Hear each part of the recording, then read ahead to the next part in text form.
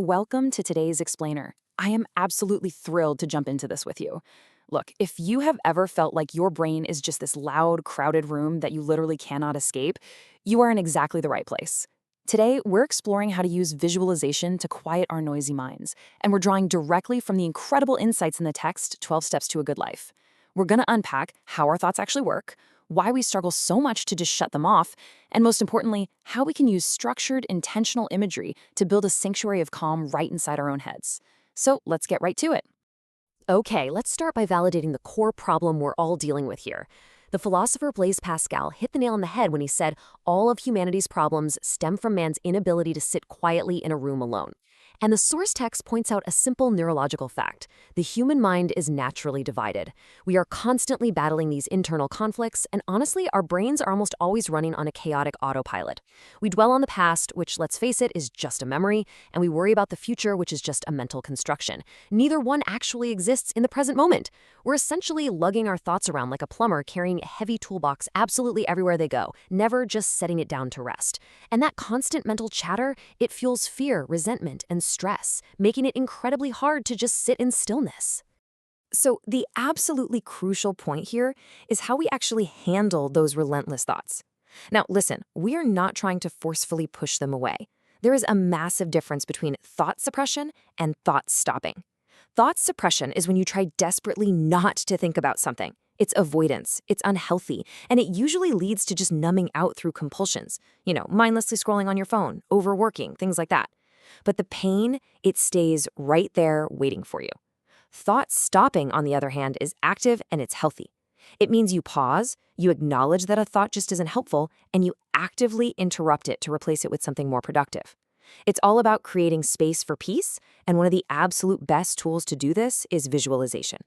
Now, what's really fascinating here is how this completely redefines what we typically think of as imagination.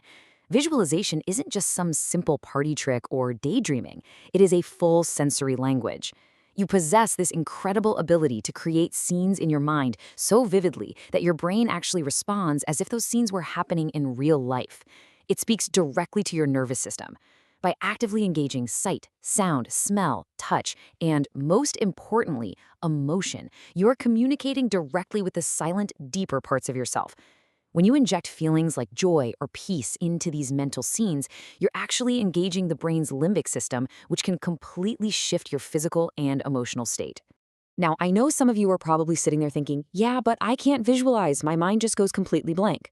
Well, do not worry. The text assures us that this is a totally natural skill that anyone can build with just a little bit of practice. Let's look at what's called the picture recreation method. Think of it like going to the gym, but for your mind. You simply find a meaningful photo of someone you care about, or maybe a place you really love. Study it carefully. Then close your eyes and try to recreate it in your mind. Open your eyes to check how you did, and then close them again. You just repeat this until every single detail is vivid. It's a great foundational exercise that proves, yes, you absolutely have this ability. Let's take it a step further and explore how you can build your ability to project and iterate imagery with the object focus exercise. Basically, you take a small everyday object, like a pen or maybe a coffee cup, examine it closely, then close your eyes and visualize it. Once you can see it clearly in your mind's eye, start playing around with it. Rotate it, imagine it in different lighting or sitting on a different table. You can even try doing this with your eyes open, literally projecting the mental image into your real environment. This proves that your mind isn't just a passive receiver, it's an active builder. You already have the exact tools you need to completely rewrite your mental landscape. Which brings us to a beautiful guided practice from the text. Section 1, the lake technique, finding stillness in the water. For this one, let's just slow down for a second. Let your breath flow naturally. If you can, soften and release any obvious areas of physical tension in your shoulders or your jaw.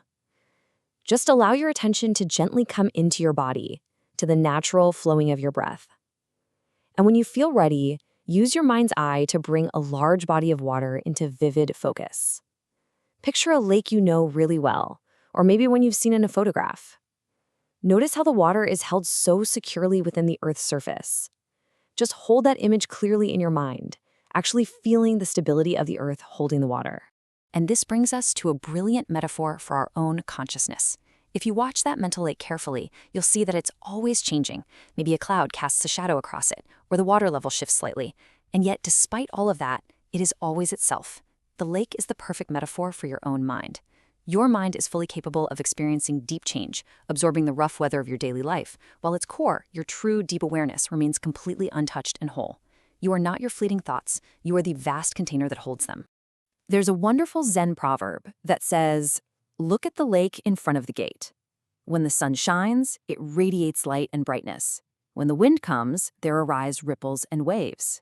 Just like the surface of the lake reacts to the wind and the sun, our minds naturally react to our emotions and external events. When the sun shines, we feel joy. When the wind comes, we feel anxiety, and our mind creates all these turbulent waves. But the text really emphasizes this practice of non-attachment. We can actually learn to observe these ripples without getting swept away by them. We can feel our emotions fully, we can acknowledge the waves on the surface, but we refuse to let them drag us under.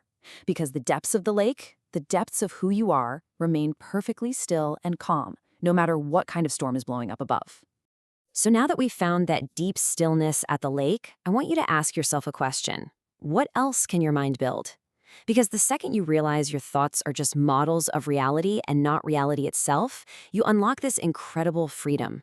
You can step right out of the mental structures that cause you stress and intentionally construct spaces that heal and restore you. Let's expand our mental toolkit a bit. There are so many ways to do this. These symbolic imagery prompts show the incredible variety of ways you can send calming messages straight to your deeper self.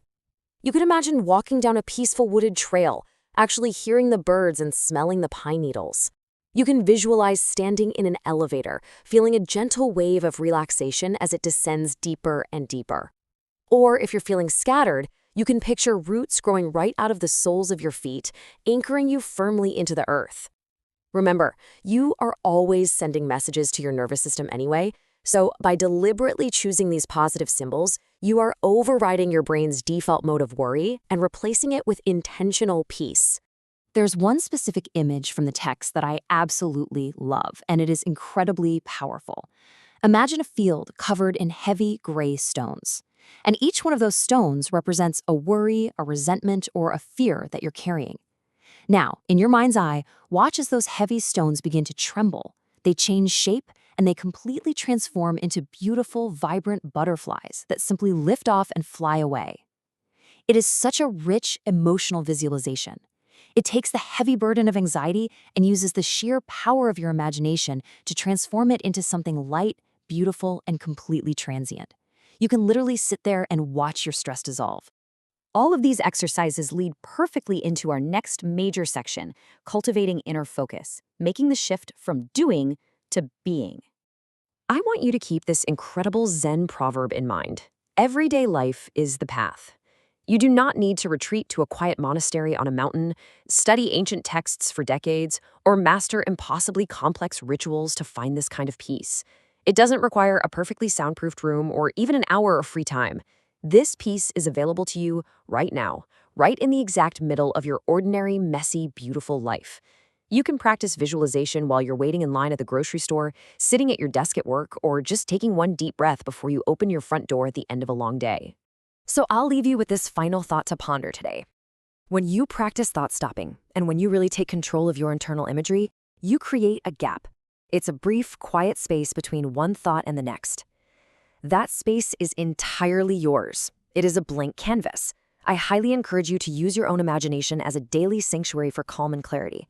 So ask yourself today, what will you build in the space between your thoughts? Thank you so much for joining me for this explainer. Keep practicing, keep visualizing, and I will see you next time.